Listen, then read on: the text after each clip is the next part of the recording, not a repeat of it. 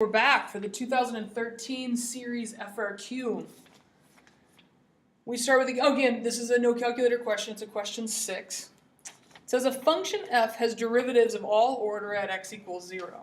So that means all the derivatives exist. So we can find f prime of 0, f double prime of 0, f triple prime of 0, and so on. It says let p sub n of x denote the nth degree Taylor polynomial for f about x equals 0. Part A. It is known that f of 0 equals -4, and that p sub 1 of 1/2 is equal to -3. Show that f prime of 0 equals 2. So first off, it says p sub 1. Okay, so what that is, that's a Taylor polynomial of degree 1. That's basically a linear equation. So if I were to write out a formula for p sub 1 of x, that would equal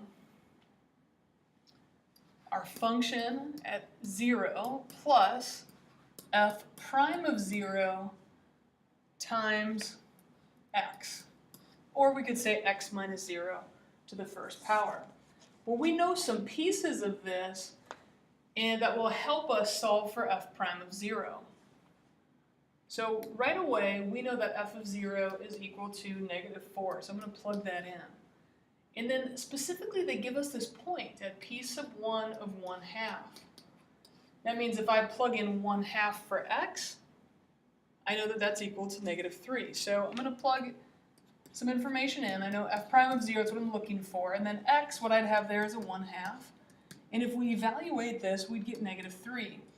This is going to allow us to solve for f prime of 0 because that's our only unknown in this problem. So what I would do to solve for this is I'd add the 4, and I'd get f prime of 0 times 1/2 equals 1. I'd multiply, or I'd divide by 1/2 or multiply by 2, and we'd find that f prime of 0 is equal to 2. This is a 2-point question, 1 point for writing out this idea of that first degree Taylor polynomial, and then 1 point for actually finding the value of f prime of 0.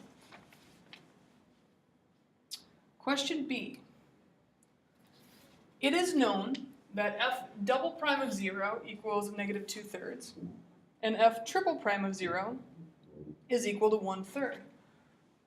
Find p sub 3 of x, so that means we're finding the third degree Taylor polynomial. We're finding the third degree Taylor polynomial. The good news, we already have a first degree Taylor polynomial that we found in part A. So as I go through writing a third degree Taylor polynomial, I know that my first term, actually just for funsies, I'll write it out in general. We are to start with f of 0 plus f prime of 0 times x plus f double prime of 0 divided by 2 factorial times x squared plus f triple prime of 0 over 3 factorial times x cubed. This would be our general format of this third degree Taylor polynomial centered at 0. So I could have put an x minus 0 on each of these terms, but x minus 0 is just x, so I just left it there. Now, we've got all the derivatives. 3 were given to us, we solved for the other one in part A. So all we've got to do now is plug it in. So we know that f of 0 is equal to -4. F prime of 0 was equal to 2, so we got 2x. F double prime is equal to -2/3. So I've got -2/3 times x squared all over 2 factorial. And then f triple prime is 1/3. So I'll do 1/3 times x cubed all over 3 factorial. If we wanted to get fancy and do a little simplifying, we could say that the third degree Taylor polynomial is equal to -4 plus 2x. If I divide here this next term by 2 factorial, I would get -1/3 x squared. And this last one, 1/3 divided by 3 factorial. 3 factorial is 6, so 1/3 divided by 6 is 1/18 times x cubed, and that is my 3rd degree Taylor polynomial. This was a 3-point question. You got a point for the first 2 terms, and that's just reusing the stuff from part A, and then a point for the 3rd term, and a point for our 4th term. Now we'll probably use all this information in part C. Question C. The function h has first derivative given by h prime of x equal to f of 2x. So this is going to be a modification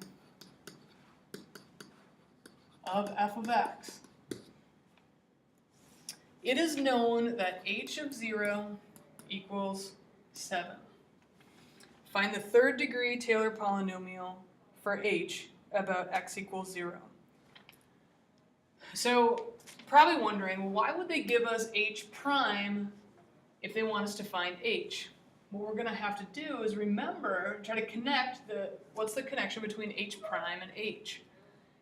If we do the integral of h prime of x, that will give us our equation for h. But what we need to remember is we'll need to remember to include this h of 0 equals 7. That's an initial point.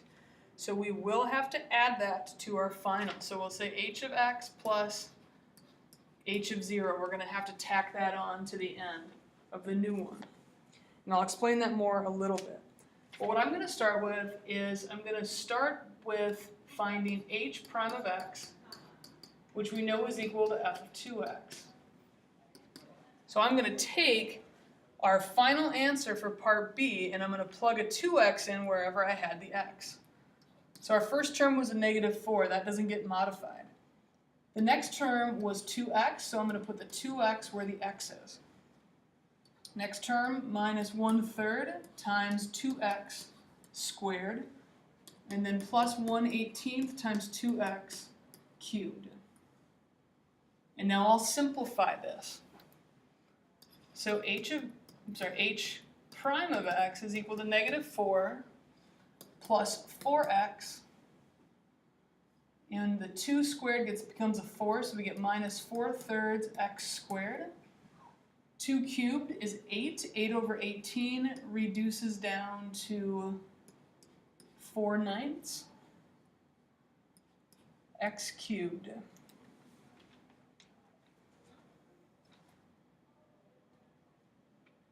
Okay.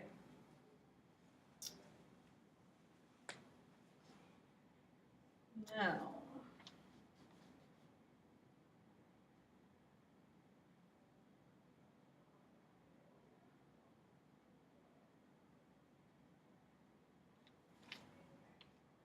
our next step is to say, well, how are we going to get to h? Well, now I've got a function for h prime, so I need to do the antiderivative of that. So h of x, what I'm going to do is I'm going to start with my h of 0, which is 7, and now I'm going to do the antiderivative of all of my h prime. So I'm going to get -4x, and then we'll go up to x squared. It will be plus 2x squared. And then actually, this is going to be the last term that I need here. I'm going to go up to x cubed, and then divide by 3, which gives me -4/9. It says it only wants a 3rd degree Taylor polynomial. 3rd degree Taylor polynomial for this. So as soon as I get a degree of 3, I am done. So the big idea here is that we've got to find h prime. That was our first step. And then we had to do the antiderivative of that. So what we did is we did the antiderivative of that, which brought us down to h of x. And then we did have to add that h of 0 term to make it all work. And I think that adding that h of 0 term is a little bit tricky. So this problem was actually worth 4 points. You got 2 points for getting h prime of x. And then you got a point for using that 7 and then another point for getting the other terms. So even if you didn't know how to use that 7, you could still do very well in this problem without that. And that's it.